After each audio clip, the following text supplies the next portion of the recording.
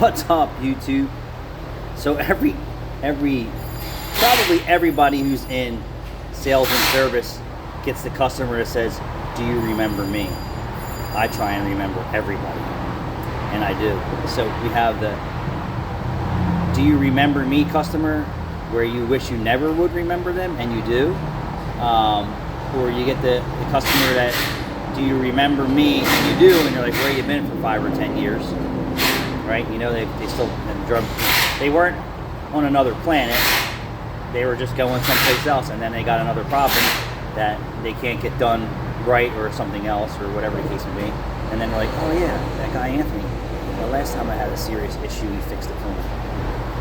So, you know, when you perform the impossible that other shops can't deliver, or service and things like that, right? You would think that you would gain a new customer for everything. It doesn't work like that.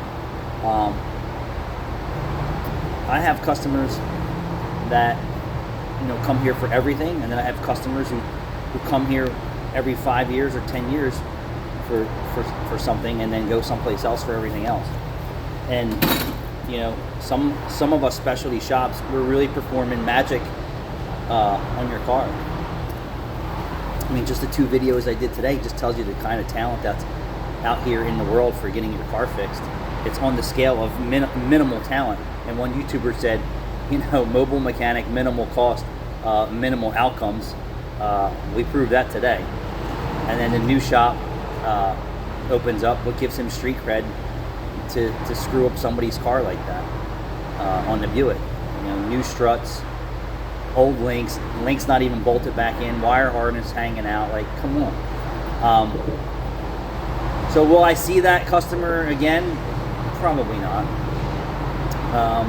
And I will say this: I can't tell you how many times since I've owned this shop in Cinnaminster, New Jersey for 18 years, that I'm a stone throw from Pep Boys across the street, that I have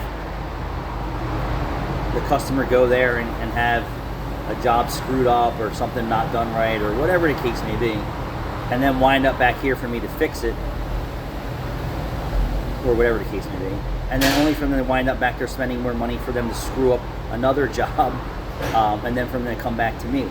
They don't continually come back. So you would think that, you know, when you do that for somebody, that they become your ultimate loyal customer. And if that was the case, I would have more work than I could ever get to. And that's not the case. And I don't think that's the case for a lot of shops.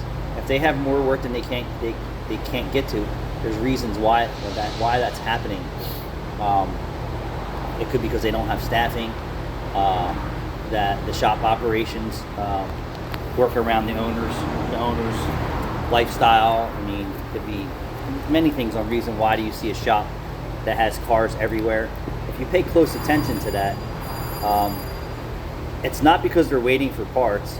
It's usually because the customer doesn't want to fix it, or that shop can't fix it, or they haven't got to it, and then they just keep taking in more and more and more.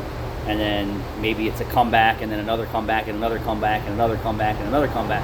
And then as soon as you turn around, you got 20 comebacks on your lot that you can't even get to because you're trying to take in the new work that's coming in. And you know, so yeah,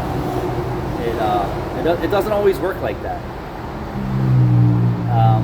And same for me. I go and buy a hot tub. I'm only going to buy a hot tub once. You know, if I ever go back to the hot tub store, if the guy's still the same owner, I'm going to say, "Do you remember me?" He's probably going to say no.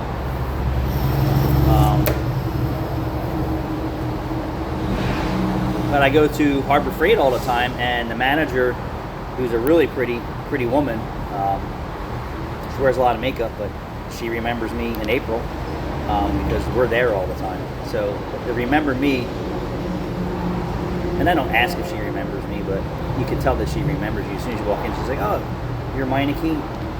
I don't even have to have a shirt on. She knows that.